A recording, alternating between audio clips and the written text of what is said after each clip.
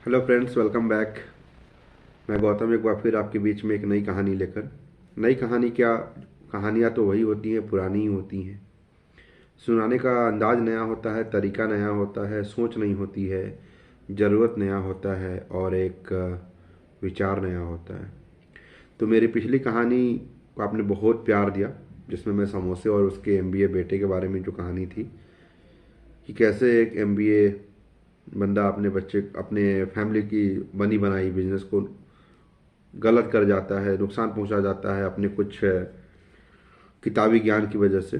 तो उसी किताबी ज्ञान से कंटिन्यूड आज एक नई स्टोरी है। ऐसा नहीं मैं एमबीए वालों के खिलाफ हूँ, ऐसा ना हो कि कोई एक वीडियो वायरल हो जाए और कल के डेट में लोग कहने लगे कि ये सिर्फ एमबीए के खिलाफ ही वीडियो बनाते हैं। मेरी ऐसी कोई सोच एमबीए, इंजीनियरिंग या किसी भी प्रोफेशनल के खिलाफ नहीं है। मेरा कहना बस यही है कि किताबी ज्ञान से ज़्यादा प्रैक्टिकल लाइफ को भी मान्यता, वैल्यू देनी चाहिए। तो चलिए, आज की कहानी भी कुछ उसी प्रकार से है। फिर एक ग्रामीण परिवेश में एक पिता है जो कि किसान है और खेती मजदूरी, मतलब अपनी किसानी करके ही अपना घर परिवार चलाता है, ठीक ठाक पैसे कमा लेता है। और उस पैसे की वजह से फिर उसने अपने बच्चों को भी अच्छी शिक्षा दी, अच्छी तालीम दी, अच्छा एजुकेशन, सीबीएसई इंग्लिश मीडियम पढ़ाया, अच्छे कॉलेज में एडमिशन कराया। और उसके बाद फिर पढ़ने के लिए बच्चे को विदेश जाने की इच्छा थी। पिता ने वो भी पैसे अरेंज किए, दो चार खेत बेचे, कुछ पैसे जमा किए और विदेश भेजा। बेटा वहाँ से मास्टर्स करके आया मैथमेटिक्स में और लगभग 5-6 साल बाद लौटा था विदेश से। तो पूरे गांव में वो पहला लड़का था जो इंजीनियरिंग किया और फिर वहाँ से विदेश से इंजीनियरिंग करके लौटा। तो अगले वो बचपन से एक्चुअली क्या हुआ था कि प्रॉब्लम ये हुई थी ना कि बचपन से उसके पिताजी उसके पढ़ाई के लिए बहुत जागरूक थे। तो उसको बचपन से ही गांव के माहौल में नहीं रहने दिया। बचपन से ही लगभग वो जब क्लास 1-2 के आसपास रहा होगा तब से उसे बोर्डिंग स्कूल में डाल दिया। वहाँ पढ़ते पढ़ते बच्चा बड़ा हुआ, 10-12 फिर कॉलेज गया। तो गांव से उसका रिश्ता बहुत कमज़ोर ही था। तो जब वो मास्टर्स करके जब गांव लौटा तो उसकी खूब जोरदार स्वागत हुई गांव में। लोगों ने खूब ढोल नगारे बजाया कि गांव का लड़का ग्रेजुएट होकर लौटा है, पोस्ट ग्रेजुएट होकर लौटा है, विदेश से पढ़ के आया है, मास्टर्स करी उसने। तो पिताजी भी बहुत खुश थे। खूब आयोजन हुआ, कुछ मिठाई वगैरह बांटे गए। अब सब जब शांत हुआ तो पिताजी ने महसूस किया कि बेटा जब से कल से आया है अपने कमरे से बाहर नहीं निकला। अब कमरे के अंदर ही अटैच बाथरूम थी, खाने पीने की व्यवस्था, लोग उसको रूम में पहुंचा दे रहे थे, तो कमरे से बाहर नहीं निकला है। फिर भी पिताजी ने सोचा कि हो सकता है लंबी यात्रा करके लौटा है, विदेश से आया है तो थका हुआ होगा, चलो कल सुबह तक फ्रेश हो जाएगा। कल सुबह भी हुई, पिताजी इंतजार करते रहे बाहर बरामदे में कि बेटा अब निकलेगा तब निकलेगा। बेटा आ ही नहीं रहा बाहर। पिताजी को लगा कि हो सकता है बहुत दिन बाद लौटा है, थोड़ा ज़्यादा आराम करने के मूड में होगा, छोड़ दिया।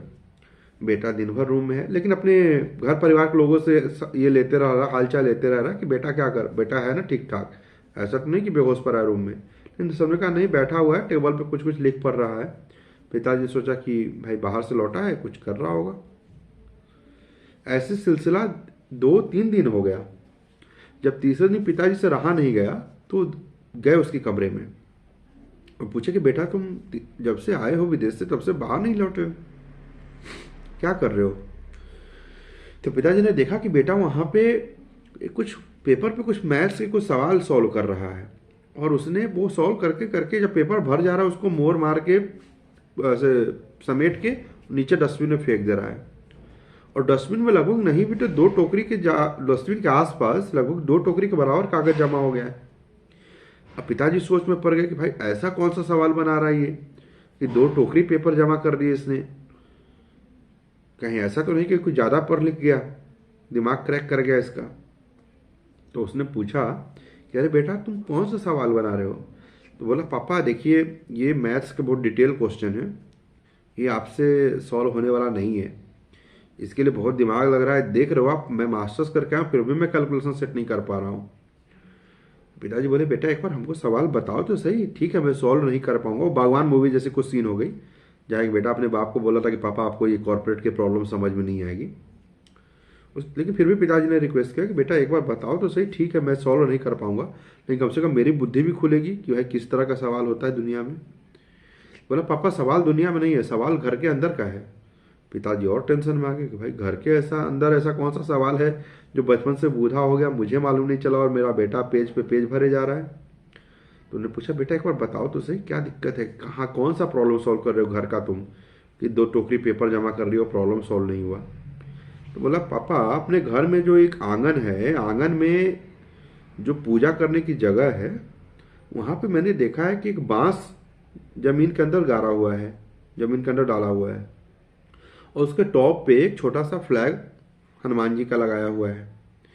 तो पापा मैं समझ नहीं पा रहा हूँ कि ये बांस की लंबाई है 22 फुट और नीचे उसका जो डायमीटर है बेस है वो 4 इंच का है और ऊपर जो टेल है वो मैं वहाँ तक तो समझ नहीं पा रहा हूँ, लेकिन देखने से मुझे 1 इंच की रेडियस उसकी 1 इंच की डायमीटर लग रही है। तो पापा इतना लंबा बांस, 22 फीट लंबी बांस जिसका टॉप 1 इंच डायमीटर का है, मैं ये नहीं समझ पा रहा हूँ कि इतने लंबे बांस के ऊपर में कितने वजन की सीढ़ी लगाई गई होगी और कितने वजन का आदमी, कोई आदमी बच्चा या कोई सियाना आदमी चढ़ा होगा जो कि उस बांस के ऊपर में उस झंडे को फंसाया होगा। तो पापा मैं ना वेट कैलकुलेशन लगा रहा हूँ, वेट एंड हाइट का जो ये है ट्रिग्नोमेट्री का फॉर्मूला लगा रहा हूँ कि कितना इसमें हाइट हुआ होगा। पाइथागोरस थ्योरम इस्तेमाल कर रहा हूँ पापा, यूक्लिड्स लेमा भी यूज़ करके देख रहा हूँ। अपने को समझ में नहीं आ रहा पापा कि आखिर इतने लंबे बांस पे इतनी हाइट पे कितने वेट की सीढ़ी, कितने वेट का आदमी चढ़ा होगा और कितना टाइम तक वो फ्लेक्सिबिलिटी उसकी जो रही होगी कि कितना वो फ्लेक्स होगा, क्या उसकी जो मुड़ने की क्षमता होती है, इलास्टिसिटी। तो पापा मैं ना सारे थ्योरम इस्तेमाल करके देख रहा हूँ लेकिन मैं कैलकुलेशन सेट नहीं कर पा रहा हूँ कि आखिर इस बांस पे कितने वजन का आदमी चढ़ा होगा सीढ़ी लगा के उसके ऊपर झंडा फंसाया होगा। पिताजी ने अपना सिर पीट लिया कि भाई पैसा गया पानी में, जितना विदेश में इसको इंजीनियरिंग कराया इसका कैलकुलेशन यही है कि ये बांस पे आदमी खोज रहा है। बोला बेटा इसके लिए पन्ना पेज बर्बाद नहीं करते, इसके लिए आओ मैं तुमको बताता हूँ प्रैक्टिकली कि कैसे इसके ऊपर झंडा लगाया जाता है। पिताजी ने जमीन खोदा, बांस निकाला बाहर, बांस को गिराया नीचे, बम्बू को, वो झंडा निकाला, नया झंडा उसके अंदर फंसाया, बम्बू को लेकर खड़ा कर दिया और मिट्टी भर दी। बोला बेटा सब चीज़ें पेपर पे एक्सेल सीट पे सॉल्व नहीं होती, ग्राउंड पे आके देखना होता है कि काम करने के तरीके क्या होते हैं।